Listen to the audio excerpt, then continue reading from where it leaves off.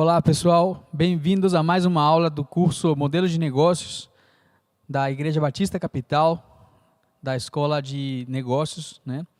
A gente vai fazer agora essa aula sobre análises financeiras.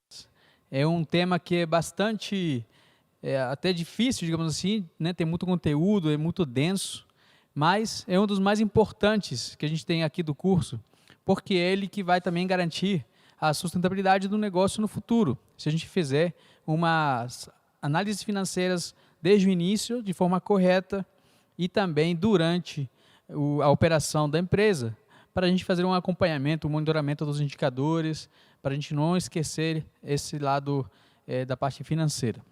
Bom, então até o momento, só recapitulando, a gente já viu a parte do contexto de mercado, né, com algumas estatísticas, com alguns dados sobre empreendedorismo, sobre o mindset do empreendedor, né, o pensamento que o empreendedor precisa ter, a mentalidade que ele precisa ter para poder lidar com os altos e baixos que vão acontecer durante essa jornada.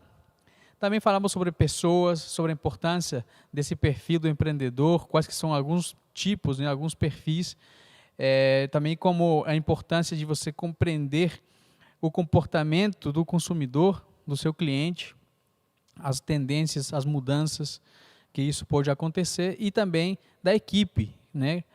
Para você treinar a equipe, para você selecionar pessoas bem capacitadas, para você, de repente, treinar essas pessoas caso elas não estejam totalmente capacitadas. Então, é todo um caminho, uma jornada ali que a gente vem falando, que vem trilhando aí nesse curso.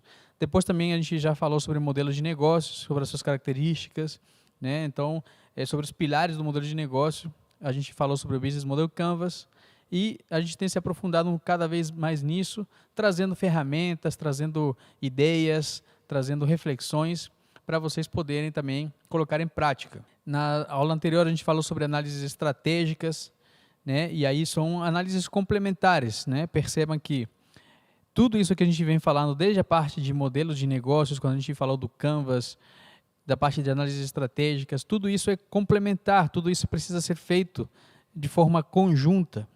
Ok? Porque sem isso a gente perde o nexo, né? Perde o raciocínio, perde qual que é o racional por trás desse modelo, e aí acaba que pode acontecer alguma falha ao longo do caminho, algum teste, ou então alguma prototipagem que a gente for fazer com os clientes. Isso pode apresentar alguma falha, então a gente pode ter esquecido de alguma métrica importante para poder mensurar durante esses testes. E agora a gente vai falar sobre análises financeiras, e na próxima aula eu vou trazer um pouco mais de alguns indicadores também que não coube aqui nesse material, nessa aula, e também falar um pouco mais sobre algumas ferramentas para poder fazer pesquisas, né? Tanto pesquisa de mercado, quanto pesquisas para fazer essas análises estratégicas que a gente falou na aula anterior. Então, antes de mais nada, falar das premissas, né? Estamos com algumas premissas iniciais aqui muito importantes para a gente poder dar início a essa parte das análises financeiras, né? De nada adianta a gente fazer apenas a parte dos cálculos, a parte das tabelas, se a gente não pensar primeiro, se a gente não tiver uma ideia clara do que a gente precisa e qual que é a mentalidade que a gente precisa ter para esse tipo de análise. Então, primeira coisa, escolha bem o seu segmento, né, o seu nicho de mercado. Isso a gente vem falando desde o começo, né? Também na parte, quando a gente fala sobre modelo de negócios, tem um pilar do Canvas que é especificamente para segmento de clientes. Então, isso daí é uma das partes mais importantes que a gente tem que selecionar bem. E por que isso, né? Isso também a gente falou desde a primeira aula, da importância da gente ter bem claro qual é o público que a gente vai atender, qual que é a persona. Lembra que a gente falou de persona? A gente vai ter uma aula também, uma aula adicional até, sobre persona, né? Sobre como a gente mapear essa persona, como identificar ela, como é que a gente encaixa ela na nossa proposta de valor. Então, essa parte daí do segmento tem tudo a ver com a escolha do nicho, com a escolha do público, com a definição de quais vão ser os clientes que vão se interessar pela nossa proposta de valor. Ok? E também isso é tão importante porque isso tem tudo a ver também com o seu conhecimento, ou então o conhecimento dos seus parceiros, dos seus sócios, das pessoas que estão junto com você nesse empreendimento. Então, o seu conhecimento embarcado ali, a sua experiência, isso tem tudo a ver com o segmento onde você vai atuar, onde você vai colocar a sua empresa em funcionamento. Outro ponto também é conheça bem as entradas e saídas, ou seja, você tem que ter uma noção clara de onde que vai vir da onde que vão vir as receitas, da onde que vão ser gerados os custos. Então, mais uma vez aqui se reforça a importância do framework, né, que a gente vem falando do Business Model Canvas, porque lá justamente tem os pilares que falam tanto do fluxo de receitas quanto da estrutura de custos. Então percebem que tudo está fazendo sentido, tudo está correlacionado. A maioria dos negócios tem um custo inicial, ou seja, algum investimento que você precisa fazer antes de começar a operação e mesmo antes de ter receitas.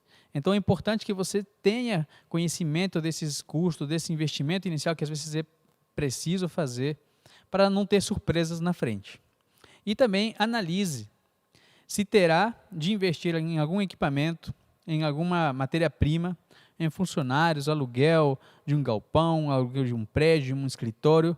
Hoje em dia, a gente falou também que tem uma tendência muito alta, isso hoje em dia já se vê na prática, do custo muito baixo de você abrir uma empresa, né? Seja ela de qual tipo for, de qual natureza, mas você pode ter, por exemplo, hoje em dia tem escritórios com endereços fiscais, onde você não precisa ter especificamente alugar uma sala de um escritório. Você pode ter um endereço comercial sem necessariamente ter uma sala alugada.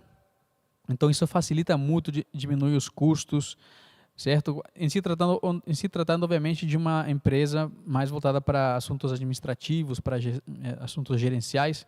Obviamente, se a gente está falando de uma lanchonete, aí precisa realmente ter um local físico e tudo, né? Então tudo isso precisa estar no nosso radar quando a gente fala de análises financeiras. Vamos dar aqui um exemplo do bolo. Tá? Eu vou ler aqui o exemplo do bolo. Imagine que você vai fazer bolos para vender. Normalmente, uma pessoa só leva em consideração os custos com os ingredientes na hora de precificar seu produto. Mas isso é um erro. E os custos com energia elétrica, gás, horas trabalhadas, manutenção e depreciação do fogão. Além de ignorar esses custos, geralmente essa pessoa simplesmente coloca o preço como o dobro do custo, sem fazer nenhum tipo de conta de margem. E acha que a margem é 100%. Quando coloca efetivamente todos os custos no papel, percebe que a margem real é muito menor e às vezes até negativa, ou seja, prejuízo. Então perceba como é importante ter bem claro aqui algumas variáveis que eu mencionei, que a gente vai falar também numa próxima aula, complementar a essa daqui, sobre análises financeiras, né, que tem a ver com a parte de precificação, com a parte de margens, certo? Então, tem, por exemplo, aqui, quando eu coloco custos com energia, gás, horas trabalhadas, então como que a gente pode calcular, né, o nosso preço da hora trabalhada, nesse caso, para poder formar o custo do produto. Então, tudo isso a gente vai falar numa aula um pouco mais, detalhando um pouco mais esses conceitos, né, e colocando como fazer isso na prática. Ainda no exemplo do bolo, né, agora falando das entradas, né, temos uma outra armadilha, desta vez ligada ao orçamento pessoal do empreendedor. Vamos voltar a esse exemplo, né? Suponha que cada bolo seja vendido por R$20 e custe 10 para ser produzido, já incluindo todos os custos corretamente que a gente mencionou. Suponha também que o custo de vida desse empreendedor seja de R$2.000 mensais, né, o custo de vida, ou seja, o custo para ele se manter. Essa pessoa pode, de maneira errada, achar que ela só precisa vender 100 bolos por mês para que consiga pagar pelo seu custo de vida. Afinal, 100 vezes 20 é 2.000. No entanto, sabemos que o lucro dela é de somente 10 por bolo. Sendo assim, para manter seu estilo de vida pessoal, ela precisaria vender pelo menos 200 bolos. Na verdade, até mais, pois ela terá que pagar imposto ainda na pessoa jurídica. Então percebam da importância de a gente ter clareza daquilo que a gente está mensurando, de a gente conhecer bem as nossas entradas e saídas. E um recado muito importante para quem vai começar nessa jornada empreendedora, e até antes, né, é importante ter esses pensamentos aqui deixar isso bem claro, até mesmo antes de abrir a empresa, antes de abrir o negócio. Por quê? A parte, essa área financeira, né, de análises e de calcular e verificar tudo isso, isso faz parte do nosso cotidiano também, da nossa vida pessoal. Então, a gente é uma pessoa só, a gente não pode separar o Júlio empreendedor e o Júlio pessoa, pai, esposo, né? Então, a gente tem que pensar que somos uma pessoa só e todas as nossas áreas estão juntas, elas estão integradas nisso, né? Então, se a gente na nossa vida pessoal não tem um controle, não tem um domínio das nossas finanças, né? Do controle financeiro, do orçamento familiar, dificilmente a gente vai ter sucesso também nessa área quando a gente falar de empreendimento, de querer fazer um novo empreendimento. Então, percebam que a gente precisa ter isso bem claro desde o começo. E uma coisa muito importante, que acontece muito, isso é muito frequente e é motivo também de algumas falências de empresas, o fato de não separar as contas, a conta pessoa jurídica e a conta pessoa física. Né? Muitas vezes o empreendedor acha que o dinheiro da empresa é o dinheiro dele. O resultado é que a empresa pode sofrer financeiramente, podendo chegar até a falência, como eu falei. É muito importante que você tenha em mente não mexer no capital da empresa, pelo menos no início da operação, até ela se estabelecer, até ela ter um fluxo de caixa recorrente. Use somente esse recurso da empresa na própria empresa, né? Seja para contratar funcionários, seja para fazer algum investimento em melhorias, comprar um novo equipamento, de repente contratar uma assinatura, pagar um contador, um advogado, enfim, dependendo das suas necessidades, você vai colocando ali novos investimentos, reinvestindo os recursos que são do próprio negócio. Isso, com certeza, irá diminuir os riscos e problemas no negócio. Então, perceba que aqui uma palavra-chave é risco. O tempo todo também a gente vem falando dessa palavrinha sobre gestão de riscos. A gente vai falar também nessa aula extra, que a gente vai falar sobre a parte financeira, na aula próxima ali, onde a gente vai falar sobre margem, sobre precificação. Vamos falar um pouquinho também sobre essa gestão de riscos, porque ela está muito atrelada a essa parte financeira também. Mas também, obviamente, tem riscos operacionais, tem riscos de imagem, enfim, tem diversos tipos de riscos. E qual uma forma muito efetiva da gente diminuir ou mitigar e às vezes até eliminar alguns desses riscos? É a gente saber o que a gente está fazendo. Se a gente não souber o que a gente está fazendo, realmente o risco é exponencial, certo? Então, por isso da importância de a gente conhecer a fundo aquilo que a gente está fazendo em cada detalhe, para a gente não ser pego de surpresa também. Bom, agora, calcule o capital de giro, também isso é muito importante para começar. Né? Independente do tamanho da empresa, é necessário calcular esse capital de giro. Né? Cada empresa tem um tempo e um valor necessário entre o custo e a receita. Voltando ao exemplo do bolo, primeiro você compra os ingredientes, depois faz o bolo, depois vende e aí sim você recebe, aí sim você tem receita. Repare que isso tudo não acontece ao mesmo tempo. Há uma sequência e, portanto, um tempo para fechar esse ciclo. O dinheiro necessário para sustentar a empresa entre o custo e a receita é o chamado capital de giro. Ok? Então, são conceitos fundamentais, são premissas, requisitos que a gente precisa ter em mente antes de começar a fazer qualquer análise. E o planejamento financeiro? A gente está falando aqui, obviamente, da parte de empresas, né? Que o planejamento, obviamente, é fundamental. Mas pensem que esses mesmos pensamentos, né? Essas mesmas reflexões que estão aqui colocadas, se aplicam à nossa vida pessoal. Ok? Então, nesse caso aqui, a disciplina e a perseverança são duas características que são fundamentais, tanto para quem investe, né, no seu próprio negócio, ou para quem quer empreender, como também para a nossa vida pessoal. Né? Tudo que a gente fizer com disciplina e perseverança, a gente vai ter como resultado uma consistência. E essa consistência vai trazer os resultados que a gente deseja tanto, os nossos objetivos. A falta de disciplina é a maior dificuldade para controle de gastos nas famílias. Né? Isso apontam diversas pesquisas. A disciplina é algo da pessoa. Você não depende de fatores externos para ter. Depende só de você, justamente por isso. Pode ser tão fácil de alcançá-la, ou tão difícil, vai depender muito daquilo que a gente fizer, dos nossos hábitos, né? Então, estabeleça objetivos, metas e se conheça, ou seja, faça uma autorreflexão. Verifique, por exemplo, se você tem dívidas, se você tem dificuldades com controlar os seus gastos pessoais, então, antes de partir para um empreendimento, verifique isso, controle isso, né? Defina seus objetivos pessoais também, metas, e aí sim parta para um empreendimento. Além disso, não coloque todos os ovos na mesma cesta. Falando da questão de riscos, né? Obviamente, quando a gente está começando um novo negócio, dependendo se isso vai trazer uma necessidade alta de investimento logo no início, obviamente a gente não vai ter talvez todo um recurso para poder diversificar.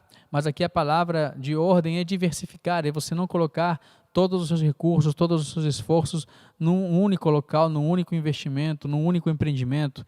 Tente verificar se há possibilidade, ou se esse novo empreendimento ele vai ter a possibilidade de gerar diferentes formas de receita, diferentes formas de capturar valor dos seus clientes. Crie uma reserva de emergência equivalente a pelo menos 6 meses dos seus gastos mensais. Isso estou falando para o empreendedor, certo? Então, como empreendedor, antes de você começar a pensar em abrir um novo negócio, tenha essa reserva, faça essa reserva de pelo menos 6 meses. Eu acho que em se tratando de um empreendedor iniciante, né, ou até um que já esteja em operação, a gente tem aquela frase, né, cash is king, né, caixa é o rei. Ou seja, se eu tenho dinheiro em caixa, isso vai me ajudar, isso vai me permitir que eu continue por mais algum tempo, né, dentro do jogo, dentro das operações, dentro do negócio. Se não tiver esse caixa, então a chance de ir à falência é muito grande. E não somente na empresa, mas na vida pessoal também. Então perceba que uma coisa está totalmente atrelada à outra. Esse tempo aqui de 6 meses normalmente um tempo médio, mas dependendo de algumas outras variáveis, de alguns outros fatores, o ideal é que seja de pelo menos 12 meses dos gastos familiares, ok? Como empreendedor, isso aí, como o nosso risco como empreendedor aumenta, a nossa exposição ao risco aumenta, né? Já que a nossa receita ela pode ser variável, né? Dependendo se o negócio não prevê uma receita recorrente, então esse risco aumenta muito. E aí, por isso, da necessidade de ter uma reserva, tanto na pessoa física, como também na pessoa jurídica, ou seja, caixa da empresa. E busque a antifragilidade. Como fazer para não ficar fora do jogo? Então, quando vocês quiserem relembrar dessa parte aí de antifragilidade, voltem aí para as nossas aulas que a gente falou sobre isso. Né? A gente falou sobre a antifragilidade e como eliminar, né? Ou seja, aqui é um dos pontos justamente que pode nos trazer fragilidades, certo? Então, você pode colocar, por exemplo, essa fragilidade, essa fraqueza, voltando para a aula sobre análises estratégicas, pode colocar isso como sendo uma fraqueza na análise SWOT, né? Porque como a gente, como empreendedor, faz parte da empresa, faz parte do negócio, então, se a gente não tem um controle, se a gente não tem um planejamento financeiro adequado, isso é um risco, isso é uma fraqueza que a gente precisa trabalhar e melhorar para poder ter sucesso lá na frente. Ainda sobre o planejamento financeiro, né, algumas implicações da falta de um planejamento adequado. Né? Onde que impacta isso? Né? Na saúde, ou seja, tem muitos empresários, muitos empreendedores que perdem o sono. Aquilo que tira a sua paz não vale a pena, né? Às vezes é você arriscar. Então, tenha muita atenção, porque o que adianta você ficar doente, não ter condições de tocar o seu negócio, fazer o dia a dia ali, se você não tem saúde, certo? Relacionamentos, isso também pode impactar no relacionamento tanto dentro de casa, com os familiares, com os amigos, como também relacionamentos com fornecedores, relacionamentos com clientes. Então, a falta de esse planejamento adequado, ele impacta também nos relacionamentos. Um desvio do foco. Muitas vezes eu já tenho visto alguns empreendedores que, por falta desse planejamento, eles tendem a procurar outras vertentes que talvez no primeiro momento a primeira fonte de receita esperada não teve sucesso e ela começa a procurar outras, mas sem necessariamente conhecer a fundo sobre aquilo. E então, dessa forma, acaba perdendo o foco, os esforços são dispersos, né? Então, perceba aqui a diferença entre diversificar e pulverizar, né, isso, ou seja, o esforço aqui, quando você pulveriza, o esforço para você controlar aquilo depois é muito maior, certo? Então, a diversificação é uma forma de você ter uma variedade adequada de acordo com o seu perfil, de acordo com a sua capacidade também de controlar aquilo. E realização de sonhos, por exemplo, educação dos filhos, uma viagem, ou então você mesmo fazer um curso que gostaria de fazer. Então, tudo isso são alguns planos que a gente coloca, que a gente falou lá atrás. Coloque metas, coloque objetivos, porque isso tudo também vai te ajudar a você voltar ao foco, você verificar se esse planejamento que você fez está adequado para aquilo que você se propôs. E necessidades futuras, como, por exemplo, a compra da casa própria, ou então a compra de um equipamento para a empresa, a contratação de um novo funcionário, né, a ampliação de um galpão, por exemplo. Então, tudo isso pode ter um impacto tanto na vida pessoal quanto na vida pessoal jurídica. E, finalmente, na parte de planejamento financeiro, elimine as suas dívidas. Se você tem dívidas na pessoa física, procure eliminá-las antes de você começar um negócio, antes de você começar a investir, certo? Se você já estiver com elas, tente renegociar essas dívidas para diminuir os valores e conseguir pagar. Planeje a quitação disso. Leve, de repente, esse planejamento para a instituição financeira onde você tem essa dívida. Entenda os motivos, o que te levou a esse endividamento, certo? Porque isso é fundamental, entender a causa raiz para poder verificar o que precisa ser eliminado. Lembra daquela questão de eliminar as fragilidades? É justamente isso, eliminar aquilo que pode nos tirar do jogo. Começar um novo negócio endividado, o risco aumenta. É possível? Mas o risco aumenta muito, né? E reduza seus gastos, tanto na pessoa física como futuramente na pessoa jurídica. Tenha ciência disso, esteja consciente daquilo que você está fazendo, pois isso vai diminuir o seu risco. Agora, a gente não podia falar sobre análises financeiras, né, sobre a parte financeira, sem a gente ter uma noção de contabilidade, tá? Aqui, nesse material, tem um conteúdo bastante denso, mas é ao mesmo tempo prático e fácil de ler, tá? Sobre noções de contabilidade. Então, eu não vou ficar lendo aqui os slides do conteúdo, né? Esse conteúdo vai ficar disponível para vocês logo, e aí então vocês vão poder consultar, se aprofundar mais nisso. Obviamente, isso aqui, perceba que são noções de contabilidade, tá? Então, quando a gente começar a fazer o empreendimento, a gente vai precisar de um contador, provavelmente, né, para poder fazer justamente essa parte aqui de contabilidade. Tá? É fundamental isso daqui, porque isso vai nos ajudar a ter esse controle financeiro. A contabilidade, para quem não tem muita noção sobre o que é isso, né, ela estuda o patrimônio do ponto de vista econômico e financeiro, os princípios e as técnicas necessárias ao controle, à exposição e à análise de elementos patrimoniais e de suas modificações. A análise dos documentos, nós podemos identificar quais são os recursos disponíveis, as receitas, os custos e despesas, os impostos, a geração de valor e lucro, e também conhecer o custo do produto, né, o CPV, da mercadoria, por exemplo, o custo da mercadoria vendida ou do serviço prestado, e assim entender como a matéria-prima e a cadeia de fornecedores interferem no seu resultado como acionista, né, como empreendedor, como investidor, enfim. Então, são conceitos que são básicos aqui, que estão aqui apresentados, mas que vão nos trazer uma noção melhor do o que a gente precisa controlar, o que a gente precisa se atentar. Por exemplo, quando a gente for fazer um balanço patrimonial, quando a gente for fazer uma demonstração, um demonstrativo de resultados do exercício. Tá? Então, como empreendedor, mas eu não sou contador.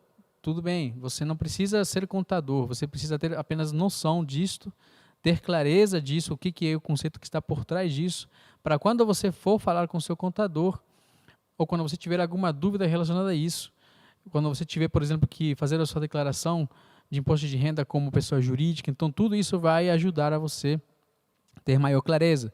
E também, obviamente, quando você for fazer o controle dos seus empreendimentos, da parte financeira. Então aqui, isso eu vou passar rapidamente, Por exemplo, aqui a gente fala sobre patrimônio, né? O patrimônio ele é composto pelo conjunto de bens, direitos e obrigações passíveis de mensuração, ou seja, que possam ser medidos mesmo que seja através do goodwill, ou seja, uma projeção futura. Então, no caso de uma empresa nova, esse goodwill é, obviamente, a nossa principal métrica, né? Porque a gente não tem ainda nenhuma renda, é tudo uma projeção. Tem bens e direitos, né? E obrigações. Aí vai explicando cada um o que são direitos, o que são obrigações. O patrimônio líquido, né? Que seria a somatória dos bens e direitos e menos as obrigações, o capital social da empresa, as reservas de capital, ajustes de avaliação patrimonial, reserva de lucros, ações em tesouraria e prejuízos acumulados. Então, perceba que eu estou passando aqui basicamente um balanço, né?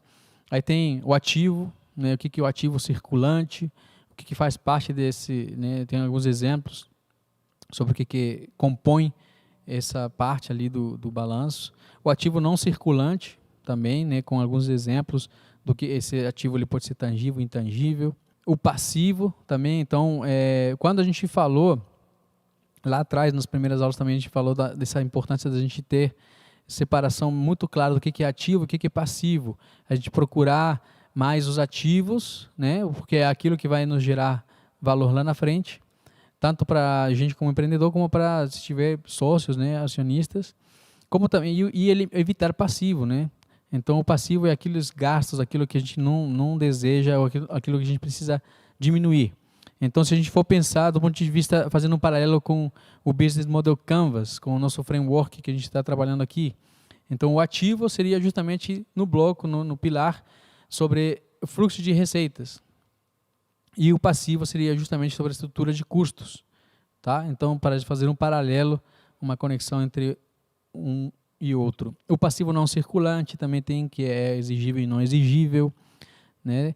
Depois tem uma explicação breve sobre o passivo a descoberto e também sobre o regime de competência e caixa. Isso aí é muito importante. Isso aí, se vocês precisam ter paciência um pouquinho e entender melhor isso daqui, né? Regime de competência e regime de caixa. Eu não vou detalhar tudo aqui, tá? E obviamente tem livros sobre contabilidade que explicam muito bem isso daqui. E os contadores, obviamente, procuram um contador que esteja atento às alterações, né? Porque de vez em quando há mudanças nas legislações tributárias, na legislação contábil, que impacta aí também em alguns conceitos. Também temos aqui um outro ponto que é o patrimônio líquido, né? Que também é muito importante. Aqui encontramos o capital subscrito dos sócios, capital a integralizar e os resultados do negócio, lucro ou prejuízo acumulado. Capital reservas, né? Capital social subscrito, as reservas de capital. Então, tudo isso daqui são alguns conceitos importantes que você precisa saber, que precisa ter uma ideia, uma noção, pelo menos, para que serve. Depreciação e amortização, né? Se você tiver um equipamento na sua empresa, até um notebook, ele sofre depreciação. Tá? Se você tiver um veículo que você utiliza para poder trabalhar na sua empresa, então isso também sofre depreciação. Né? Se você fizer um financiamento, um empréstimo para poder ampliar a sua fábrica, para você ampliar a sua loja, então isso também vai entrar aqui no balanço. E agora vamos para análises financeiras. De fato, aqui, eu coloquei aqui algumas tabelas de forma ilustrativa, ok? Então, tem alguns valores ali que são apenas meramente exemplos, tá? Mas o que importa aqui mesmo, que vocês precisam se atentar, é a estrutura, que vocês vão precisar dessa estrutura para vocês elaborarem as suas análises financeiras do negócio que vocês vão fazer e logo apresentar ao final do curso como parte da avaliação. Obviamente, se vocês tiverem algumas dificuldades, a gente vai fazer uma aula de revisão antes da última aula, para repassar esses conceitos, para verificar se tem alguma dúvida mais específica, e com isso a gente vai tentar tratar de forma mais assertiva, de forma mais precisa. Além disso, a gente vai passar também um formulário onde vocês vão poder enviar as suas dúvidas, né, específicas também sobre algum conteúdo do curso, e também isso vai ajudar a criar um canal, uma conexão aí entre o professor e os participantes, os alunos. Então aqui Eu coloquei primeiro a parte de receitas, tá? Porque eu acho que é melhor começar pelas receitas, né? Porque às vezes você já tem pelo menos uma noção do que você, obviamente, partindo do pressuposto que você já fez uma pesquisa de mercado, que você já conhece um pouco o mercado onde você vai atuar, então você já sabe mais ou menos qual que é o preço que é negociado hoje em dia uma mercadoria, ou então um serviço que você vai oferecer. Então aí primeiro a gente vai falar sobre as receitas. Então nós temos aqui a quantidade vendida, né? Isso distribuído ao longo do tempo. Eu coloquei aqui 5 anos, né? Que seria um tempo que eu acho interessante, um tempo razoável para fazer esse tipo de análises. Tem algumas análises que vocês podem ver, de repente em outros materiais com 3 anos, né? Mas eu acho 3 anos pouco, né? E dependendo do tipo de negócio, se tiver sazonalidade, então isso daí pode ter um impacto ruim na sua análise. Então, pelo menos 5 anos eu acho bem razoável. E aí vocês vão colocar, então, a quantidade vendida de um determinado produto ou serviço, né? Obviamente, se for em termos de serviços, vocês têm que colocar uma unidade que seja mensurável. Pode ser em horas, se for um serviço, né? Ou então em quantidade de contratos, por exemplo, que vocês vão ter e o valor daquele contrato mais ou menos estimado. Tá? Então, aqui, no exemplo que está aqui na tela, é a quantidade vendida daquele produto. Tá? É um produto, no caso aqui, é um serviço que foi colocado, então esse serviço ele vai crescendo ao longo do tempo, a quantidade, a demanda por aquele serviço vai aumentando ao longo do tempo. Depois, logo em seguida, embaixo, né, tem as receitas totais, que aí seria o custo, né, o preço médio, né, que está na última tabela ali embaixo, que é o preço médio daquele produto ao longo do tempo. Tá? Então, um vezes o outro, eu vou ter a minha receita total. Então, são basicamente essas 3 tabelas que vocês precisam estruturar. E aqui, às vezes, alguma pessoa, algum participante pode falar assim, professor, mas eu não entendo muito de Excel, eu não sei fazer muito bem isso, como que eu posso fazer? Não tem problema. Se você não tem um conhecimento muito avançado em Excel, na verdade não precisa ter um conhecimento avançado, aqui basicamente são contas de soma, subtração, multiplicação, divisão, né, básico. Mas se não tiver familiaridade com o computador, vocês podem fazer no papel mesmo, no caderno, tá? Então, ou utilizando uma calculadora. Do ponto de vista de receitas. Do ponto de vista de custos, vamos pegar aqui os custos variáveis. Tá? Primeiro, os custos variáveis. Eu coloquei ali em cima inflação 4%, tá? Mas vocês podem alterar esse valor, esse percentual, de acordo com as perspectivas que vocês pesquisaram. Então, lembrem-se que na parte de análises estratégicas, um dos itens era análises macroeconômicas, lembram das forças macroeconômicas? Então, nesse momento, vocês têm que saber, têm que ir atrás de informações para saber, por exemplo, vocês conhecem o Boletim Focus do Banco Central? Então, se vocês não conhecem, precisam conhecer, precisam começar a se inteirar disso. Se você quer abrir uma nova empresa, você precisa ler, por exemplo, alguns jornais muito importantes, ter acesso a alguns portais que falam sobre negócios. Obviamente, você vai procurar aqueles que têm a ver com o seu segmento, o seu nicho, mas também tem outras análises, outros dados que são macroeconômicos que são muito importantes para você levar em consideração, inclusive nas suas análises financeiras. Então, aqui eu coloquei a inflação 4%.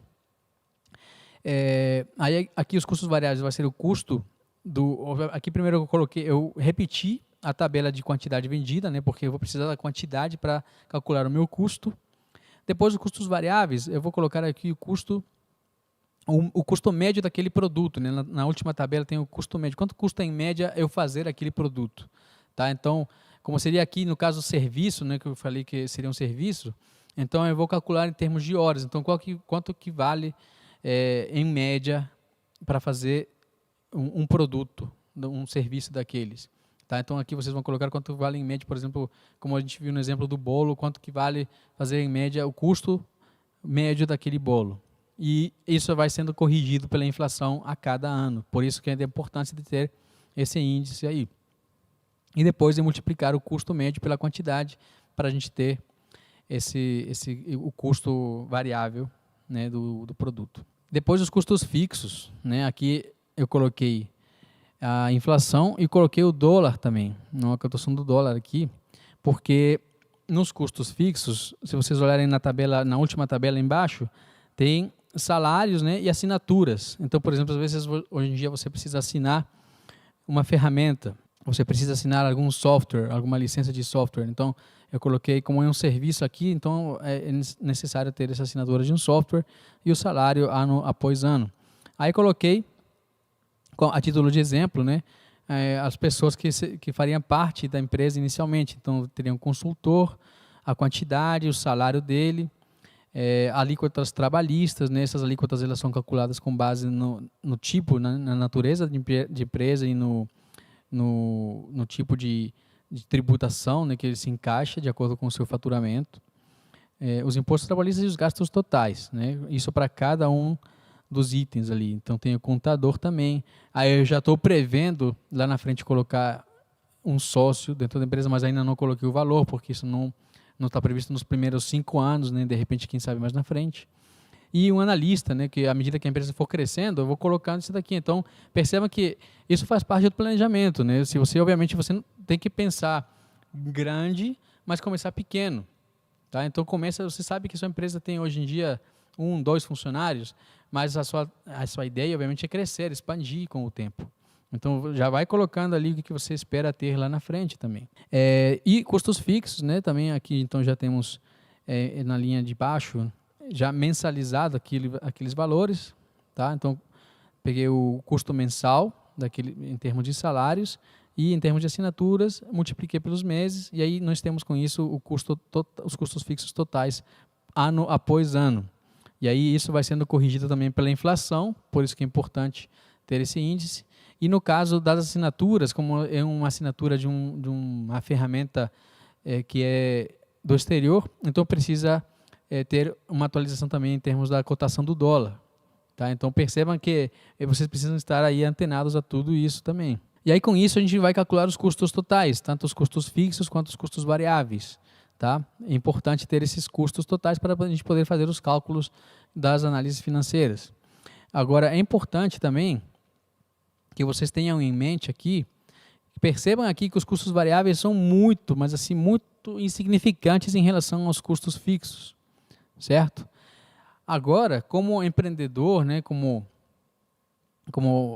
você está planejando o seu negócio, é importante que você tenha em mente que enquanto menor os seus custos, maior a chance de você escalar, de você ter esses ganhos exponenciais que a gente viu nas primeiras aulas, né? Então, a ideia é que a sua receita ela cresça exponencialmente se os custos não necessariamente, ou seja, com os mesmos, ou seja, fazer mais com menos, né? Essa é a ideia justamente do mais com menos, é você pensar assim, justamente essa é a frase, assim, menos é mais, né? Ou seja, menos custos, uma estrutura mais enxuta, uma equipe mais enxuta, ela vai gerar mais resultados, tá? Mas como que eu faço isso? Então, eu preciso estar, obviamente, capacitado, treinado e focar também aqui na redução, na eliminação de alguns custos, de alguns gastos.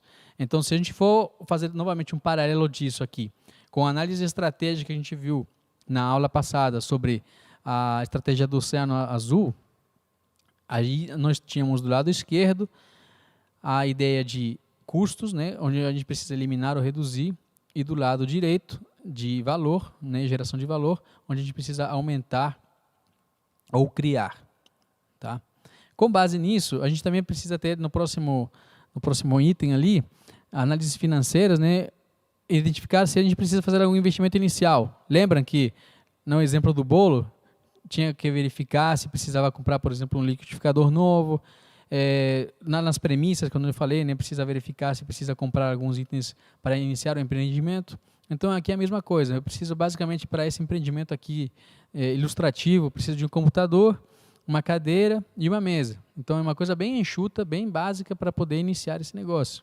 Aí, tendo esses custos iniciais, esses investimentos iniciais, a gente passa a verificar a parte de impostos, tá? Que é o próximo item ali, onde nós temos, então, a receita, os impostos, né, a alíquota de impostos, impostos já em valor e o imposto total. Aqui vocês vão ver que a linha de imposto em valor está em branco, porque isso depende do tipo de negócio. Então, como esse daqui é um serviço, especificamente com uma faixa, uma alíquota aí específica também, então essa parte aí ficaria isenta. Mas vocês precisam verificar, eu coloquei também embaixo uma figura que fala Simples Nacional, né, a receita bruta em 12 meses, a alíquota, os impostos que incidem. Por quê? Porque vocês precisam, dependendo do tipo de negócio que vocês vão fazer, dependendo da natureza, dependendo de qual que é a tributação que ele vai seguir, esse cálculo aqui vai mudar. Tá? Então, eu coloquei somente a título de exemplo. Mas vocês precisam conhecer, vocês precisam verificar isso juntos. Vou colocar depois, no material que eu vou passar para vocês, qual que é a legislação, né? Tem uma legislação específica onde mostra quais que são essas tabelas aqui do Simples Nacional. Então, procurem também se informar, procurem entrar no site da Receita. Assim, empreendedor é isso, tem que conhecer. E, para quem também, esqueci de falar isso, né, no começo, mas caso você não conheça ainda muito sobre Excel, por exemplo, para fazer essas planilhas, que vai te facilitar muito a vida, vai fazer isso muito mais rápido, o empreendedor ele precisa conhecer e criar novas habilidades, certo? Então, principalmente aqueles que estão iniciando. Então, se você ainda não conhece muito bem sobre algumas ferramentas, eu aconselho que já comece a se capacitar, comece a treinar. Quem sabe mais na frente, né, eu vou conversar ali com a equipe, a gente pode criar um curso específico de ferramentas, por exemplo, do Office ou coisas do tipo para empreendedores, tá? Que aí vai ajudar também a complementar esse curso. E aí depois, o próximo item já são as análises propriamente ditas, né? Então nós temos, eu coloquei, vocês percebem que no ano 0, né, tem ano 0, ano 1, 2, 3, 4 e 5. Então o ano 0 é como se fosse o momento atual. Só que, como a minha empresa, essa empresa aqui ilustrativa aqui do exemplo, ela precisa de um capital, de um aporte grande, né? Então, esse aporte, esse investimento externo que está ali na célula de cima, em verde, de R$100 mil, então é um aporte que, por exemplo, eu posso ir ao mercado e captar esse recurso junto com, pode ser um banco, obviamente, um empréstimo, por exemplo, mas obviamente a gente falou de dívidas para evitar isso daí, principalmente no início. Ou então a gente pode verificar se tem algum investidor interessado no negócio. Então ele não necessariamente vai entrar como sócio, mas ele pode vir a fazer parte de alguns ganhos que vão ser resultantes daqui do negócio. Então, se ele acredita na ideia, se ele acredita no negócio, ele pode estar interessado em fazer esse tipo de investimento. E aí esse investimento, aí perceba que aqui temos um investimento inicial na segunda linha, né, que seria relativo àqueles investimentos que eu falei com vocês. A receita, que foi a receita que a gente calculou anteriormente. OPEX, né, seria o custo operacional. Que OPEX é do inglês Operational Expenditure. Então, são os gastos que a gente teria ano após ano. O CAPEX é custo de capital, que neste caso aqui não tem, ou seja, custo de capital seria investimentos, por exemplo, em algum equipamento. Eu vou comprar uma máquina, então seria o CAPEX, Capital Expenditure. Os impostos, né, que a gente calculou também, e aí com isso a gente começa a calcular o lucro, né, subtrair as receitas das despesas. Então, novamente, aqui entra a ideia de conhecimento de contabilidade. Tá? Então, aí com isso vocês vão calculando um a um, ano após ano, até vocês terem o caixa. Então, o caixa ele vai ajudar muito a dizer qual que é a saúde financeira da empresa. Então, percebam que no primeiro ano tem um caixa razoavelmente bom, só que depois nunca mais volta a ficar positivo. Tá? Então, isso daí é importante para vocês perceberem, assim, lembra daquela curva J, né? Então, talvez essas empresas nos primeiros 5 anos ela está no vale da morte ali, passando por um período bem difícil. Mas se a gente for fazer depois o resultado por ano, né, trazendo esse valor presente, a gente vai ter que no ano 5 ela já começa a ter algum resultado. Tá? Então aí começa a sair dessa zona cinzenta. Né? E aí depois a gente vai fazer um resultado acumulado, né, vou fazer o somatório aqui acumulado, para poder calcular alguns indicadores. Calculamos o fluxo de caixa descontado. E aí aqui a gente vê, por exemplo, o fluxo de caixa descontado, ele nos ajuda a ver ali que a partir do ano 5 a gente começa a ter o payback, né? Ou seja, o investimento passa a se pagar. E algumas análises aí que são muito comuns, muito importantes, né? Eu vou citar aqui as principais. O VPL, que é o valor presente líquido, né? Que ele ajuda na definição do valor do investimento inicial, definição do período de análise, da estimativa de entrada de caixa para cada período, definição da taxa de desconto apropriada, entradas de caixa descontadas, né, como a gente falou agora na tabela anterior, soma das entradas de caixa descontadas e subtração do investimento inicial e definição da viabilidade do investimento. Tá? Então, como interpretar o VPL? Né? O VPL é negativo, quer dizer que as despesas são maiores que as receitas, ou seja, o projeto é inviável. Se o VPL é positivo, as receitas são maiores que as despesas, então o projeto é viável. E o VPL 0, as receitas e as despesas são iguais, ou seja, a decisão de investir no projeto é neutra. Aí vai de acordo com o apetite ao risco do investidor. Tá? Aí aqui no seu canto direito tem a fórmula, que é bem complexa a gente olhando assim, mas como eu falei com vocês, no próprio Excel, hoje em dia já tem uma fórmula pronta que vocês aplicam ali e já calculam. Tá? Então, todas as variáveis para fazer o cálculo do VPL estão nessa tabela anterior, do slide anterior, tá? Onde tem o resultado anual, fluxo de caixa descontado, tudo isso daí vai ser necessário para poder calcular o VPL. Outro indicador muito importante é a TIR, né? A taxa interna de retorno. Né? Se a TIR de um projeto exceder a taxa mínima de atratividade, a TMA, significa que o mesmo é viável. Tá? E se a TIR também de um projeto ficar abaixo dessa TMA, ele deve ser rejeitado. Se a TIR de um projeto for igual a essa taxa mínima de atratividade, então a decisão de seguir com o projeto fica por conta dos gestores ou investidores. Então, lembre-se que isso aqui são só números. Né? Obviamente, tem todo um arcabouço por trás disso que não pode ser esquecido. E o ROI, né, que do inglês Return on Investment, né, que é basicamente a receita menos o custo dividido pelo custo. E é importante para medir a efetividade e o retorno dos investimentos nos diferentes canais, como mídia paga, eventos, ações de marketing e as operações propriamente do negócio. Estar atento a esse indicador também permite que a sua empresa planeje as metas com base em resultados possíveis de alcançar, tá? Observando o que foi realizado anteriormente. Tá? E o que a gente espera de ter como resultado dessas análises? Tá? Então, aqui eu coloquei esse investimento externo, né, de 100 mil. Aqui no lado direito temos a receita anual. Né? Percebam que ela vai, a ideia é que vai crescendo aí exponencialmente, se possível. Aí TMA, a taxa mínima de atratividade que vocês que estipulam, né? Ou seja, qual seria uma taxa mínima que eu gostaria ou então que o mercado seria passível de pagar.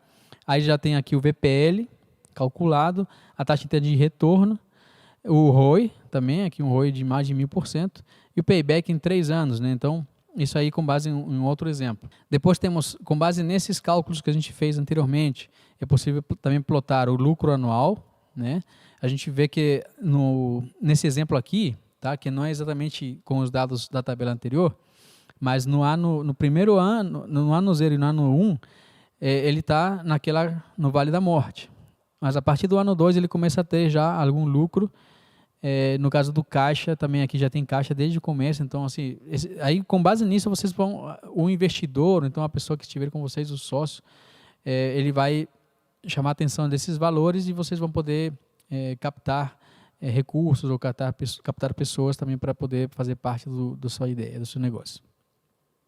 O fluxo de caixa descontado também é importante e o OPEX para mostrar como que a receita, como que as despesas elas vão, qual que é a tendência delas, né, de crescer junto com a receita ou não.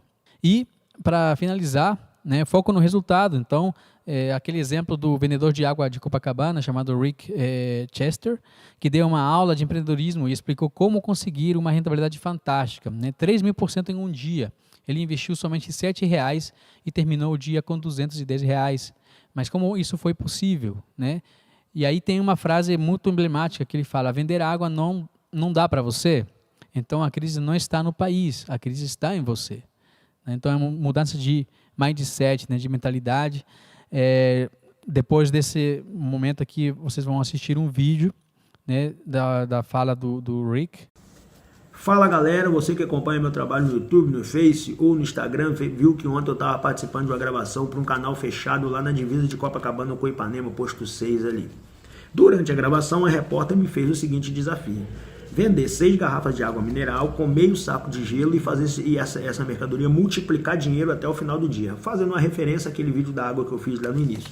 Eu aceitei o desafio, eu já tinha vindo com a mercadoria da Central, que eu comprei lá no Thiago, aí peguei uma cerveja que estava comigo, passei para um amigo meu e peguei apenas a água e o meio saco de gelo e comecei a andar em Copacabana para vender isso e para chegar no final do dia multiplicar isso.